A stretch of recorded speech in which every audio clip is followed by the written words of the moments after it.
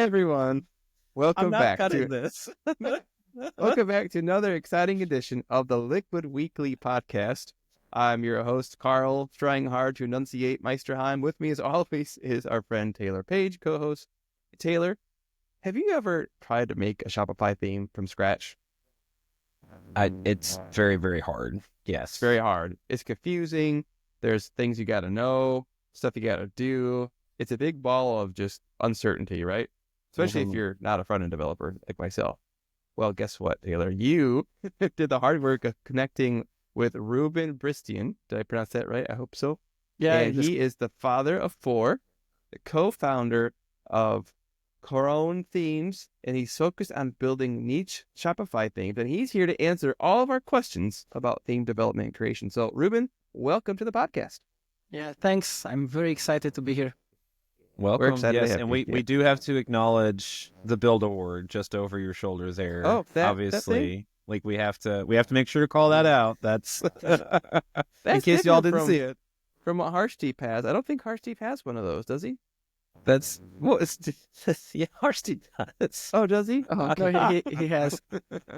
That's so you're another Build Award winner. So hopefully we're just chatting. We need to have all the Build Award winners on here at a certain point, but y'all build some super impressive themes and you won a Build Award for it. So that's awesome. Kudos. Yeah, that was really awesome for us as well. Yeah. Lots. Yeah, I was just thinking it's going to be way easier, Taylor, for us to get all the Build Award winners on our show than to actually get the award ourselves. So let's just That's the focus on plan. that as our goal. Maybe we can maybe Shopify can create an award for people that have got all the Build Award people into a space, and that could be us. And so, Build Award Interviewer Award. Yeah. All right, let's try to DM Toby. Thank you. Hey, Ruben, as you know, I like to start the podcast with what I call the Marvel superhero origin story, because Marvel is predictable in their approach to movies and they always have the origin story. And so we want to hear about you. How did you get into Shopify development? Yeah. So before Shopify, we were doing WordPress. Before WordPress, we were doing HTML. Before that, I was doing Flash. So Awesome. Yeah, it all started there.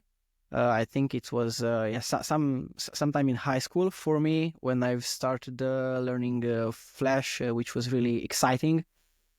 And I've started selling templates. But this quickly faded away, and then I've pivoted to HTML. At the beginning I did both design and dev stuff, but I found out really quickly that I'm not a good designer. Actually, I'm not a designer at all, just a designer wannabe. I know the feeling. Yes. So I've then partnered with a couple of different designers through the years, until one day I met Mindaugas on a forum on Theme Forest, and he was the one who I've started the Krown Themes. Like, we've started Krown Themes together after a few years of working together, but everything was then on Theme Forest on my personal account, and I think after 2 or 3 years, maybe, I don't know, we made the brand quickly and had everything under the same umbrella. So this is how we came together and how we built things together. And it was in 2015. We were still focusing just on WordPress themes when he sent me an email, which was something like, "Hey, I found about a new platform called Shopify. It's for e-commerce, and I saw that they are looking for themes. So I've submitted a design which they approved, and they want it to be coded." Wow. You're like, Yeah. okay, like you just kind of went gung ho on this, huh? Like, Exactly. I was like, what? So his email was ending with, "Do you think that you can code it?" I said, "Okay, let's try. Why not?" yeah. So yeah, that's how we came to meet Shopify and the ecosystem and build our first theme. What was your back then. first initial experience like with? Was this your first experience with like Liquid too? Like I would Yeah. imagine at this point, especially like Shopify was primarily the one using it. Was that a huge context switch going from, WordPress themes over to okay, now we need to build out this whole theme like using Liquid? Well, yeah, it was a pretty big change. I think that, if I'm not mistaken, I think that Liquid was also used by Jekyll. Yeah, Jekyll. Yeah. And so I had a bit of interaction with this kind of templating languages. Okay. But it was a lot different than PHP. Because there in WordPress we were used to doing anything that we wanted. Right. We made themes with a lot of functionality. Whenever something was missing, it was really easy to add. We were able to pack up plugins with our themes, plugins that we developed. So Right. the first reaction was that Shopify is way too simple, and we have a lot of limitations, so we had to somehow rethink our build process. Some stuff that we were used to doing, we were hitting a lot of walls. Like, okay, we can't do this, we can't do that. So this was the initial reaction, but after working a bit with Liquid, and especially after the theme was released and we started also supporting it, it was amazing. I was on support and there were no server errors. There were no wrong PHP version errors. There were no issues with backups. So it was, whoa, this is much better than WordPress. We should only do this. Yeah. Yeah. That's awesome. Now, and you have 6 themes now. Correct me if I'm wrong. Yes. What was the first theme on Shopify? Kingdom. Okay, gotcha. Yeah. That's awesome. Did you find it restrictive, Ruben? I mean, going from WordPress, where you could just inline PHP and do pretty much whatever you wanted, to Liquid, which is much more restrictive in terms of the filters and operators available. Was that a hard transition for you, or was it worth giving up the errors? It was a hard transition because the filtering, everything was so limited. Working with arrays was limited, and it was also OS 1 back then. Yeah. So, but yeah, on the other hand, we saw that simplicity can be good, and we saw how easy it is to build a Shopify store. At least it was easier then because there were less options. Now it becomes more harder because themes are much more complex. Yeah. The more complicated, right? It's not not nearly as simple. So the idea of those good constraints have kind of like widened a little bit because you can do a lot. And so that's amazing. So everything kind of got started from your partner and designer here just submitting like the design and being like, hey, we're doing Shopify themes now. Exactly. That's awesome. And so and y'all at this point, obviously, like I mentioned, you have 6 themes in the Shopify theme store. I believe you're working on another one from we don't have to dive into that, but I know we wanted to like touch on a couple of the cool new stuff in Shopify. But obviously at this point, you've gone from cranking out WordPress themes to now cranking out Shopify themes. And doing it well, right? You want to build a ward, so like we'll continue to mention that here as well. And so obviously, would love to hear more about process. I think when we were talking about like what are the things that we could talk about, y'all have such great experience. Process being the thing that would be really, really great to talk about. And I think one of those things that we kind of harped on here a little bit was how simple it was and now just how complex things can be. Shopify evolves so fast, and it feels like it's faster all the time.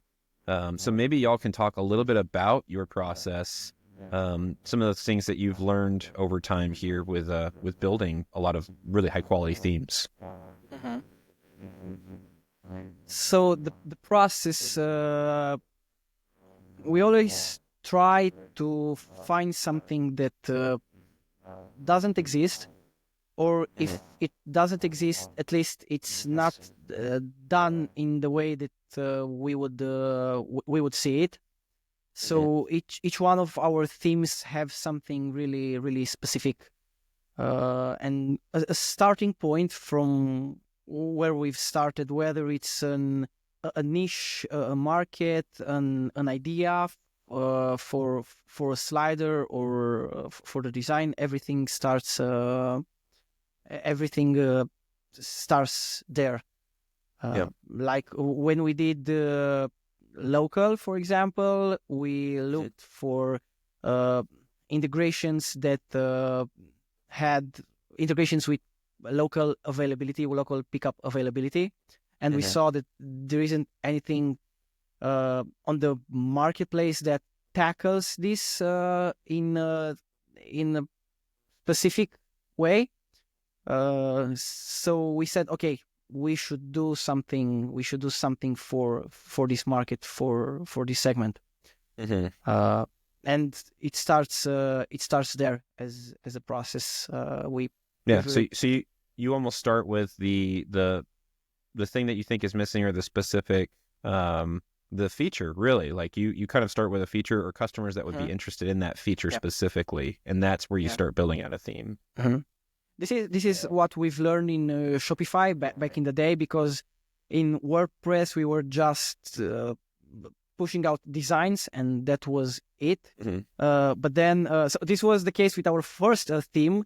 But when we've submitted our second theme, the theme store started to get more restrictive, and they've started asking us for ideas. Like they asked for a brief. What are you trying to achieve? What does this theme fixes? What are the problems that you're trying to solve? And then we started to learn how to tackle product development, not just from the point of doing something that we think it's nice, but to look after specific gaps or needs. This is something that we didn't know at the beginning, and this is something that we've learned, and we're still learning. Yeah, so it's more about the merchant or the customer problem that you're trying to help solve, more so than I think as developers especially, like, I think the example we were talking about too, like theme blocks came out, and I'm like, oh sweet, like, I'm really interested in the shiny new stuff. But it's not that you're not going to build out a theme just because theme blocks are now released, right? Like we've found we're looking more for a customer problem or a customer niche that we're trying to help serve as well. That's really where it starts from, not necessarily the fun tech thing of, oh, we're going to build this cool slider or this cool bundling option. Yeah. Yeah, exactly. Although, speaking of cool tech, Ruben, I'm curious. Obviously, your primary audience is going to be the merchant, and so you're looking for their problems and pains to solve. But do you guys often or ever give thought to making it a more pleasant experience for developers working on your theme? Is that something you try to keep an account or improve on addition as you add themes, making it an easier thing for people to integrate with, work on? Well, this is definitely something that it is on our mind. It's not the primary focus, but we do try to build the code in a pretty way, keep it as simple as possible, add things as custom event listeners for our components, so stuff like that. While we don't have a big focus on developers, always as developers we try to build things that we would like to work with. Yeah, makes sense. Another thing I'm curious about too is I know it's become much more of an issue recently, with people being more aware of accessibility and how important that is. Is that something that Shopify is looking for now and you submit to the theme store, and or is it something you guys are keeping in mind as you work on your themes? Well, accessibility is a really hard topic. Yeah. And it's something that we constantly improve. We just, it so happens that we just had an update yesterday for one of our themes in which we added some upgrades based on merchant feedback. It was some stuff that we simply didn't check, or we didn't, because Shopify checks for the basic things, like you need to be able to navigate with the tab and have visible focus and be able to navigate to the cart, be locked in models, stuff like that. Like get to the checkout only with the keyboard. But other than this, they are not doing checks for things like screen readers, for example, which I've recently started playing with, and it's so hard to make everything work properly. So it's continuous progress and improvement. I have a follow-up to that. Just excited to hear that's on your mind. I imagine it's very hard to do because you never really know when you've done it enough. You know what I mean? Yeah. Yeah. Exactly. So that's definitely a part of the process too. Maybe that falls into Q&A, or maybe like while you're building. So if your process kind of starts with this initial, like, we have this problem or we have this merchant focus here that we're trying to build, a theme for, what comes next? Is that the design phase, or what moves on to the next part of the process there? Yeah. Then there's after we have some kind of brief for ideas, what are we tackling? Then it starts with the design. So my partner actually goes into a design state for a few weeks. Well, so is it like away remote? So I find it very helpful when I'm working with a designer to be involved in that process, because sometimes these designers, the things that they give you, you're just like, no, like, we're not going to do that. That's a horrible idea. So are you like totally like, I'm gonna let you do your thing, and then we're gonna come together and we're gonna hash some of this out. Yes, exactly. So it's him doing his thing, and then after I see the design, I'm starting to see problems like we can't do that, and then we start. Actually, the actual battle begins when we start developing things. It's and it's back and forth. Yes, Yeah, it's because it's really back and forth emails. I'm saying to him, this doesn't work. We can't do this, and he says, yes, try it like this. And after a few emails, he simply stops responding to my emails until I do it. So you win some, you lose some, but like, when he stops responding, it's like, okay, like, we're done having the conversation. I just have to show him it's not going to work. But it probably does every now and again work. Like, oh no, this actually did work. So darn it. Yeah. We're pushing each other. Yeah. Yeah, and that's fantastic. So you kind of move. So you start kind of like with a Figma or whatever your designer's using to kind of build some stuff out. And then outside of this battle phase, are you building? Are you building like templates at a time, like pages at a time? Like you're going to start with like, our collections layout. We're going to start with our product layout. Are you doing it like in that like grain detail, or are you more so like building out section by section? We are building out section by section, but within a certain context. So we start working. I mean, in the first month of development, there's really chaos around everything, so you don't actually see a lot. So the dev that I'm also working with usually starts with the header, and he does that. While I'd make someone else do the header too. I hate working with headers. He became such an expert on headers in the I'm gonna first, need his number. I'm gonna need your guy. Like when we had the third, like we did three themes together, and when we did the first two themes, the third theme had the most complex header, and I didn't even want to touch it. I just gave it to him and said, "Okay, you're the header guy, just do it." Yep. Yes. It's his title now, right? Like that's in it. Yeah. That's perfect. So we are doing section by section. We usually do some sections and then we move to the product page, because these like homepage and product page have the most kind of work. But we're also tackling the product grid, so it depends. Like, we're moving from place to place. I mean, we can be really. We don't have a very clear structure because we're just two people and three with the designer working, so we can be really flexible on what we're working and when. But there's also the time that because the Figma design will never be the final design that you see on the theme store. So there are a lot of things that change.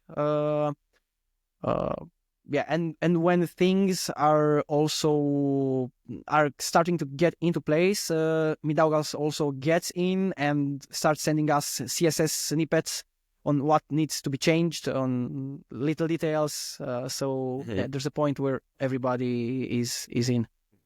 That's awesome. So and you talked a little bit about, so if we're starting with this like central theme or focus, specific problem, is that where you start when you start building out the sections too? Like I know you said, we're doing a little bit of header work and homepage and PDP, but is that, so an example I know we had talked about, and maybe you can talk a little bit about like maybe this as an example of where this fits in the process. And I think you actually correct me, because the first time I saw it, I believe was on the combined theme, where y'all actually had just the bundler, just built into the theme, which was really nice. And then you could, the merchants can couple it with an automatic discount. And then so you have kind of like this nice flow where you get X amount of products off. And so rather than reaching for an app, this is built in. And so this is something that like a lot of devs will build in custom a lot of times. But I think it was the first time I'd seen actually implemented a theme. And I think you told me it wasn't actually combined, was not the first theme that did it. You actually had this in. Was it local that you had it in? Yeah. We had a theme called Local, which where we wanted to put everything. It was inspired and targeted for the food market, and we looked at a lot of large stores which had this kind of local pickup availability. And it also had the combine stuff, bundling stuff, because it was actually, I said it was for the food industry.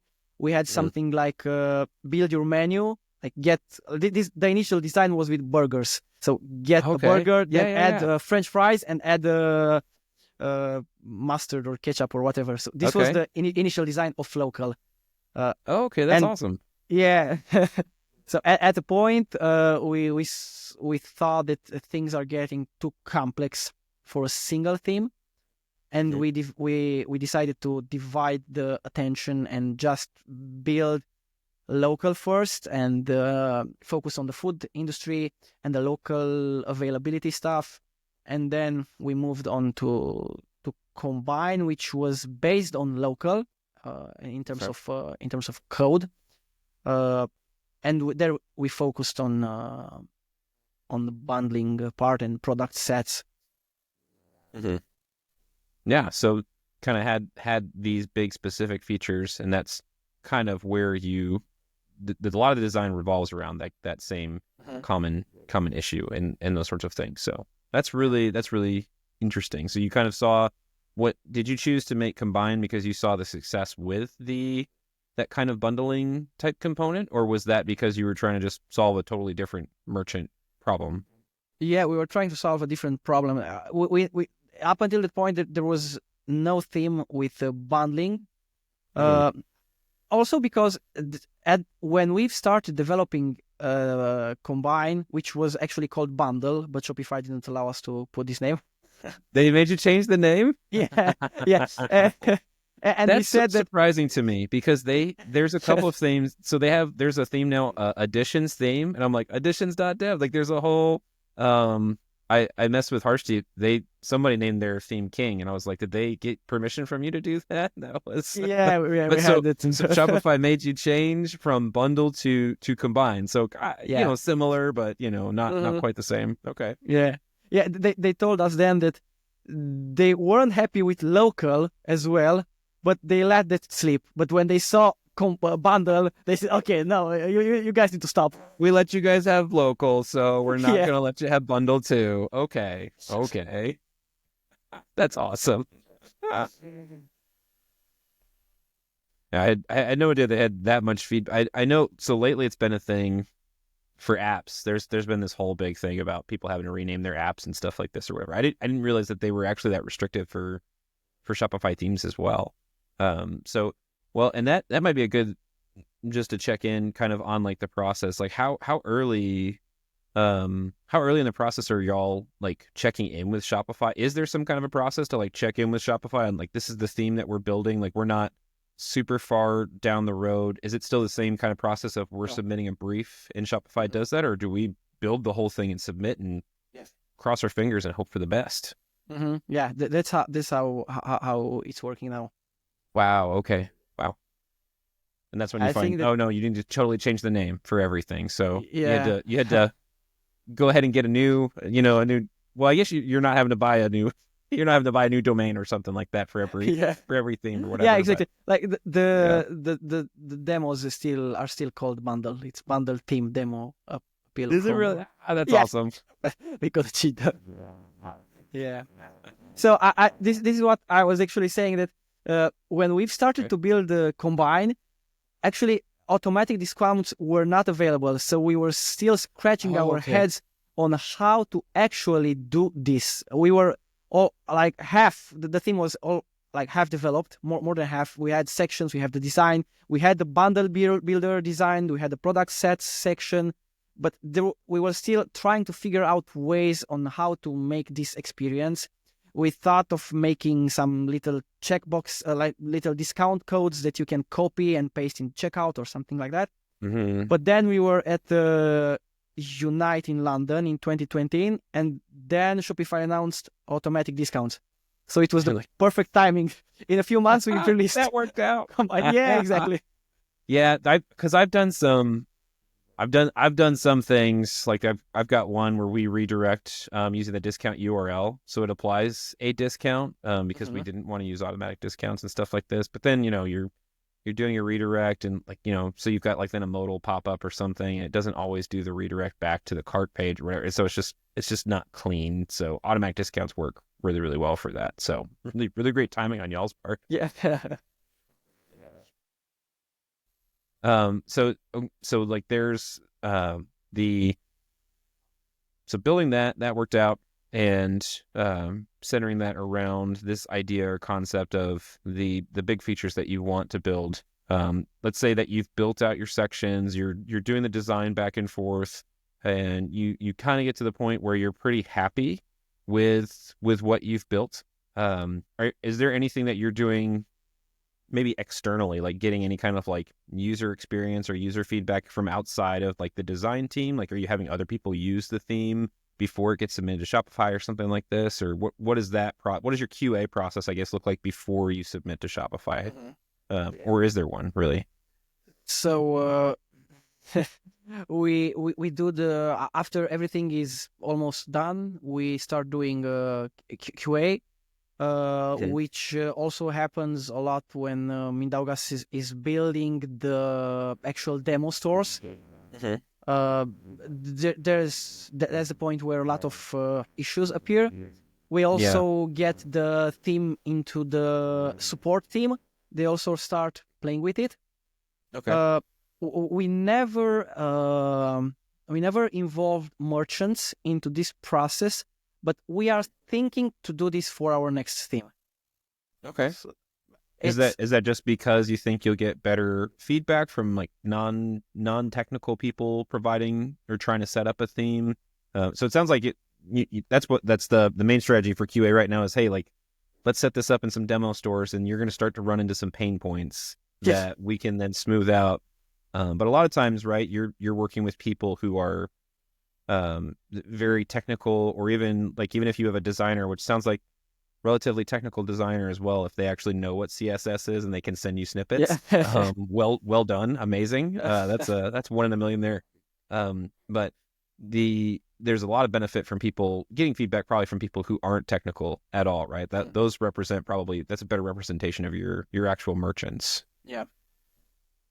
Yeah, and we see that a lot of stuff comes up from merchants. A lot of stuff comes up after the theme is actually built and placed into the hands of merchants, because merchants are using themes in ways we didn't even imagine. So they have some crazy use cases.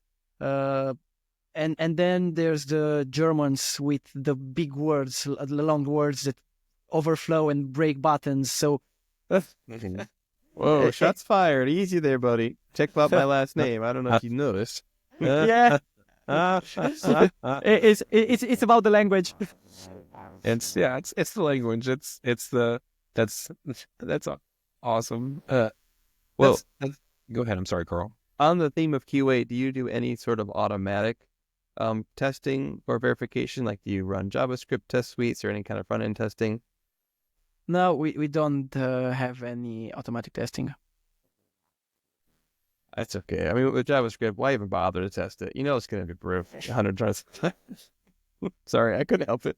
That's the test is in the usage, so that's well, so and here's I know I definitely want to move on to those next pieces here, but maybe a little bit of a mention before we move on to next steps because we're talking about QA, and there's still a little bit of back and forth there. You're doing some QA, you're having people set up in the demo stores on the team, and they're running into things of hey, maybe this doesn't work, or maybe this is going to be confusing, and making some refinements there. In this process, the one thing that I'm thinking about that I run into, or I know I would struggle with as I'm building things, because I have this happen just building out pages and sections for merchants and stuff like this on an individual basis. But Shopify rolls out something new like theme blocks, and you're just oh no, I want to rebuild all these sections with theme blocks, and or what have you. How do you pick and choose, or do you have are you at a point where you're hey, I've been doing this for long enough, I can resist the shiny object syndrome, I don't have to redo this? Or is there a process where you're actually reevaluating, hey, I see how this has worked, this is 90% of the way there, I can rebuild it from the ground up with this instead? Is there any, do you have any of that you have to combat, at least while Shopify rolls out new stuff? Usually probably while you're in the middle of building stuff too. Mm-hmm. Yeah, definitely. We had this with color schemes. Yeah. Yes. We didn't add color schemes to our existing themes. We've used them in our last theme because it was already there. And we went back and forth. We saw the benefit, of course. It provides a lot of flexibility. But then we thought that it's something too little to just break a lot of stores and have merchants redo their stores, because merchants hate updates, and for good reason. Yes, they do. They really do. Yeah. Mm-hmm.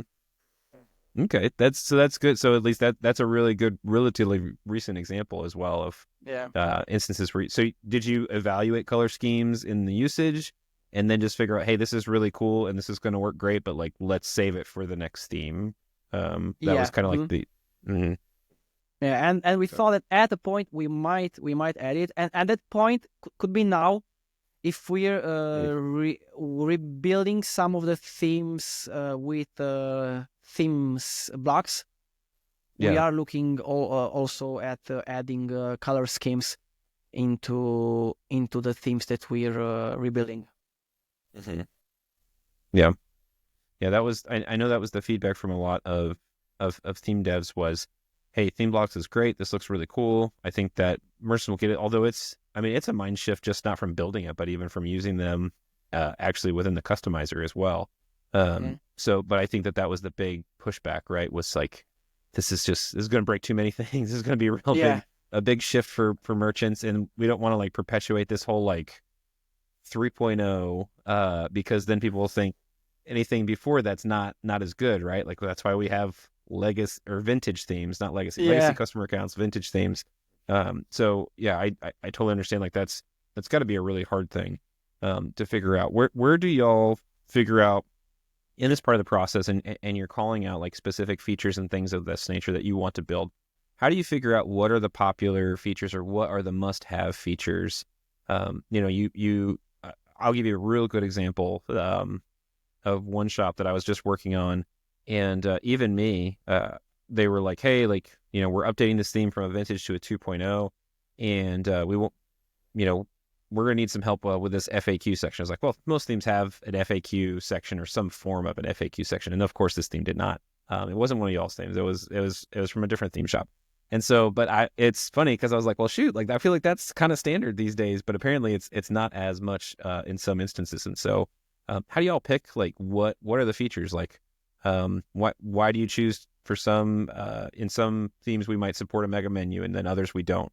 Why in some themes would we support quick shop and others we don't? How do y'all pick which of those features you do and don't implement instead of what some might consider like standard, right? Mm-hmm. Well, up until a point, there was a list of standard or mandatory sections, which we know that we had to support in a form or another.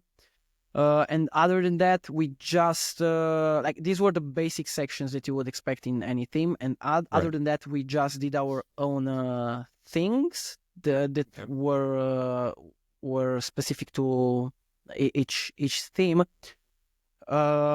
I guess that stuff like mega menus. I think that in some way we also look at trends. What is being used? We look at big shops. We look at good stores that have high sales, and we want to see what they are using and try to put this in the hands of merchants. And surprisingly, a lot of big stores are really simple. Yeah, they are. I feel that some themes on the theme store are much more complex than some really amazing stores. Yes. Yeah. So, well, and it's hard when you're trying to tell a merchant how to pick a theme, and it's one of those things. It's kind of the same thing that we get into. It's like stay away from shiny object syndrome. Figure out like what are your customers like? You need to think about like what's the easiest way your customer is going to be able to check out. Not like, oh, it's great we have. I'm sure you run into this too, and I don't know. Like your designer's great, top notch and stuff like this. So I'm sure this is not a problem. But like these designers that they want animation for everything, and it's like the whole page is moving the whole time. Like I'm disoriented just looking at this project brief here. Like I don't think anybody's going to be able to check out with this thing. Like I feel like I need to take a seasickness pill just from just navigating on here. So I think that's the tough thing, right? Like of the simplicity of it and trying to choose judiciously what you do and don't provide to the merchant, because you don't want to give them everything. I'm sure they'll get overwhelmed too. Mm-hmm. Yeah, exactly. We always try to be as simple as possible because when this also goes back when we did our first themes, we were always told by Shopify, do less. A merchant should be able to get their store online in less than 60 minutes. So we need to make it really easy. Yeah. Now this thing has changed, and you may feel overwhelmed by some like if a section has too many options, if there are too many decisions. For me as a merchant, I'm overwhelmed by them. Of course, at the same time, merchants do want a lot. And of course, we have merchants asking us, why don't you have this feature? Why don't you have that feature? My previous theme had this feature. Why? Yeah. Yep. Yeah, you're always going to run into that, huh? Yeah. And sometimes we're building stuff just because it's popular, even if we don't see it. For example, we did this with the hotspot section, or better with the before after image comparison slider. Yes. Yeah. So we saw that everyone was doing, and we didn't had this kind of section in of our themes. And even Shopify added a filter for before after, and we were scratching our heads and saying, how does a feature like this work in a real store? Because we don't see this in any store. When we go in online stores, we don't see such a feature. But because everyone was building it, and because merchants were asking for it, we said, okay, why not? Let's just give them before and after. That's what they want. Yep. Yeah. That's sometimes so I've recently done this with a couple of shops where, they ask you for these things to build, and you're like, I don't think this is going to work, but okay, like, sure, whatever. Like, you're the one paying the bills here.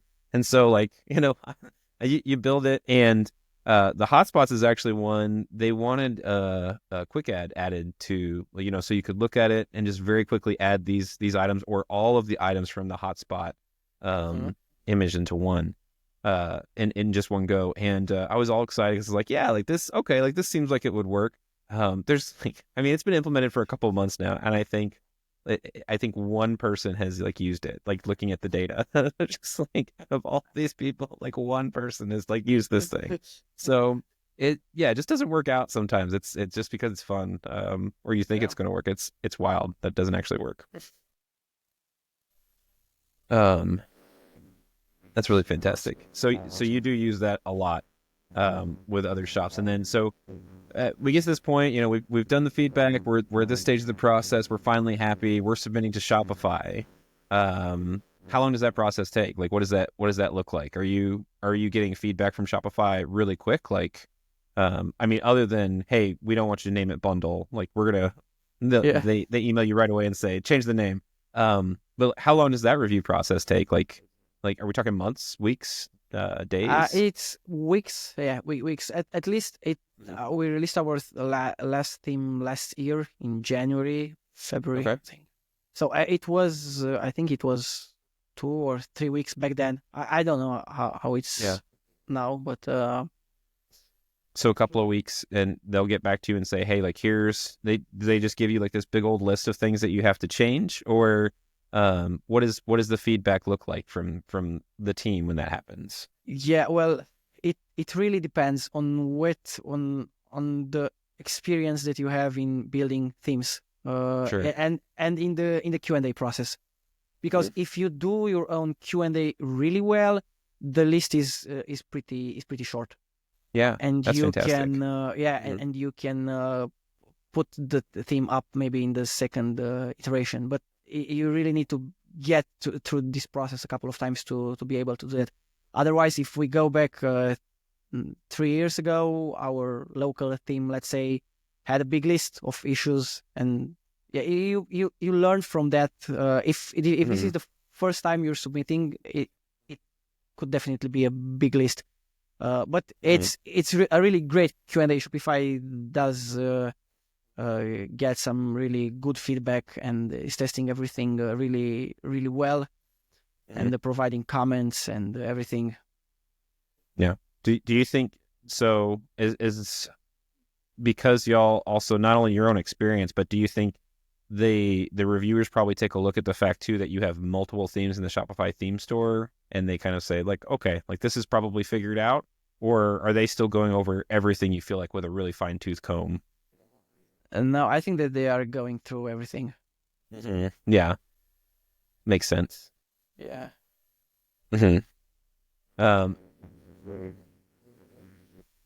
Oh, I thought Karl, you had something. You unmuted, no rest for the wicked. So yeah, well, I did because I figured I should talk at some point. Did we have a chance to talk about dev tooling at all yet that you're using? I don't want to take the conversation in a direction you don't want to go, Taylor, but that was something that was kind of on my mind. We can definitely talk about dev tooling as far as like the process goes. Yeah, like that's an important part of that. So Ruben, I guess my question would be, do you use any tooling of the dev nature? So for example, do you have a build process for your code? Are there certain editors and tools that you found helpful, plugins for VS Code, things like that? People love to talk shop, so anything you want to share. Yeah, so we're keeping things really simple, and some might say a bit messy, but again, if we are small, we can work. We have a pretty specific internal framework. We use a build process for. So we actually have two folders, like is a dev folder and the build folder, and then on top of that we have our framework, which is a JavaScript framework for components that it's the same in all the themes. And then we have we call it a language framework. We have all the words in Liquid for Schema, like for translations, both for the backend and for the front end of the theme. Like these are general questions general keywords that are used in the themes. And then in each theme we have a bit of schema for words again, but that comes on top of what the frameworks brings in. And of course, each theme has its own JavaScript files that are different and specific to the theme. But it also imports the components from the framework. And then now, we have. Sorry, I was just gonna ask: are you writing in TypeScript and then transpiling to JavaScript, or are you just No. writing in plain JS? No, we're writing in plain JS. And we have we write in SCSS, and then we compiled it to CSS. Got the Sass going. Okay. Yeah. Refuse to give it up, huh? Yeah, we just. Well, it is a lot of fun. Like, I mean, good old, standard like CSS has gotten pretty good. Say we recently got like a little bit of nesting going on, which is really, really nice. And I think that actually has some decent support. I don't know if you saw Mikhail from Maestro was talking a bit about that as well, trying to figure out too, and this has been a conversation we've had a little bit lately with some other devs about, trying to figure out in this QA process too, compatibility. Is there a certain like version, like web versions you're shooting for as far as compatibility? So examples of that, I think would be, like iOS, like mobile iOS is always like the problem. Like, Safari is always the problem. It used to be Internet Explorer, now it's Safari. And so what are y'all looking to maintain as far as compatibility for that when you're building?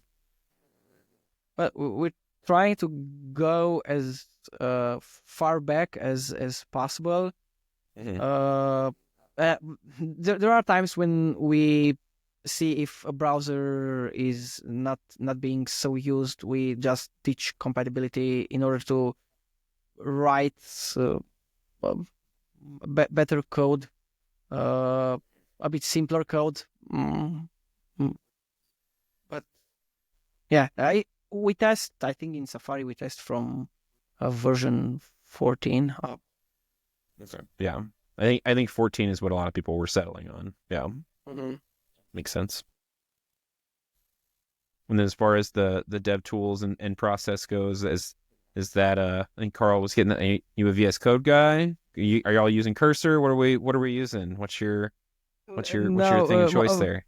Yeah, my other dev just sent me the link to Cursor and asking me if I know about it, and I said I asked him if he wants us to use it in the next theme.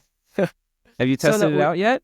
No, not at all. You should. It's Karl and a bunch of other people got me using it. I was really impressed. I was very slow to get off. I was using VS Code before. I was slow to get off of it, but the import, everything just super clean. Karl, I'm sure has some opinions there too. I would just say the more I use Cursor, the more I feel like it's become somewhat of an abusive relationship. The highs are really high, but man, there's some lows too, and it hurts. Yeah, I get that. I think so. At least right now, you're not we're not using any kind of like AI here or those sorts of things. I have found it's helpful. It is dangerously terrible at Liquid. I think there's actually some folks at Shopify that are trying to like actually make some improvements there to make that a little bit better with some extensions or maybe some rules and prompting and different things. But it does a lot of things fairly well. I'm always impressed when it like does some things. I have found though it is maybe the abusive relationship is one of the things I chose to build out a single feature with a bundler, interestingly enough. And I was like, I'm just going to try to use cursor completely for this. And the first half of it, I think it made me faster. I was like the first 50% of it being built, I was like, oh sweet, like this, I'm moving really fast. Like I couldn't have typed this up this quickly. This is really, really awesome. But then the last 50%, I easily outpaced what I could have just like, shoot, I should have just done this myself, you know? So I think it's probably, there's a certain point where it's like, it's no longer faster to be relying on it. I haven't got good yet at calling out when that happens. So, it's interesting for sure. Or sometimes the problem is you ask it to do something and it does it and it works, but you really don't understand what it just did. And so you're like, do I take the time to figure out what this piece of code is doing, or I just set it aside? You can ask it, prompt it, be like, why did that work? I do that all the time. I'm like, hey man, what the heck? Like this wasn't working and now it is. What changed? And why? You can prompt it; it'll tell you. That's I do that all the time. But yeah, I think it's the same. It's the dangerous part of like we used to just wildly copy and paste from Stack Overflow, right? Like and now it's just Stack Overflow is just wildly copying and pasting directly into. Don't use we there, Taylor. I'm sorry.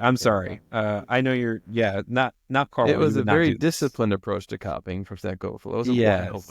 Yes. Yeah, I apologize. I did not mean to improperly characterize you there. Is there anything else that we want to make sure to cover regarding Ruben and theme development, or should we transition to the most exciting part of our 3-part halves, which is your changelog? Yeah, I think Ruben, I don't know if there's anything you want to make sure to cover here. I'm super grateful that you've been very open and willing to discuss your process and how all that works. I know you have your own internal framework and those sorts of things as well. I don't know if there's anything else you want to like call out or that you think would be like really helpful for other theme devs and those sorts of things to know about as well. Wanted to make sure obviously we get everything covered there. Nah, I can't think of anything. Okay, awesome. Well, very cool. The green light, Taylor. The green light. Oh my gosh. All right. Well, this is a quick reminder because we always surprise people. We are going to talk about picks of the week after this. So but real quick, if we want to talk about the changelog, cue cool sound transition. So one of the things that came up in the dev changelog here was related to Flow. So Shopify Flow is a really awesome app. Hopefully we're trying really hard to get some Flow folks on here. That would be really, really cool.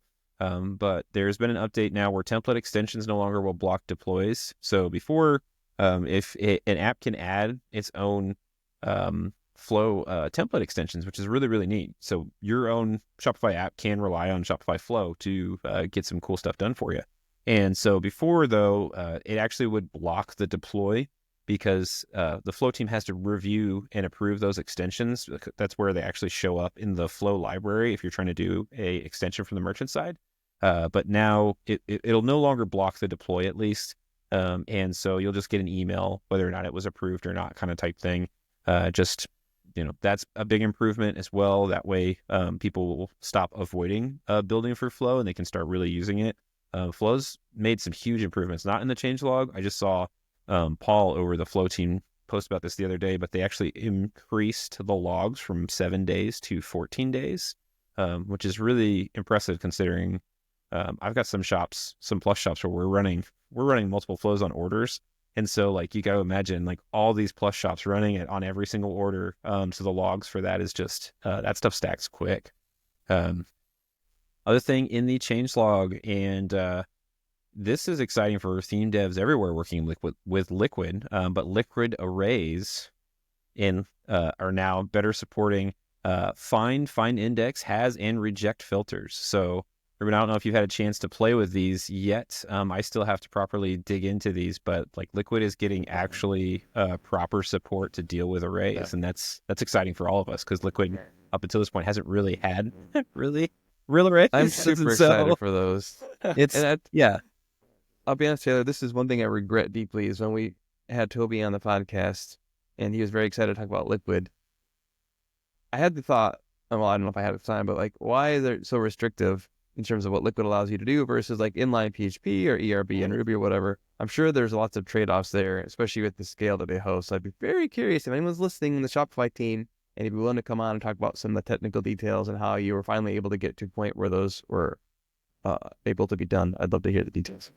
Yeah, I need to reach out. There's a handful of very active contributors to Liquid now, and so I need to. We need to have some of those guys on. So obviously having Ben on here was awesome.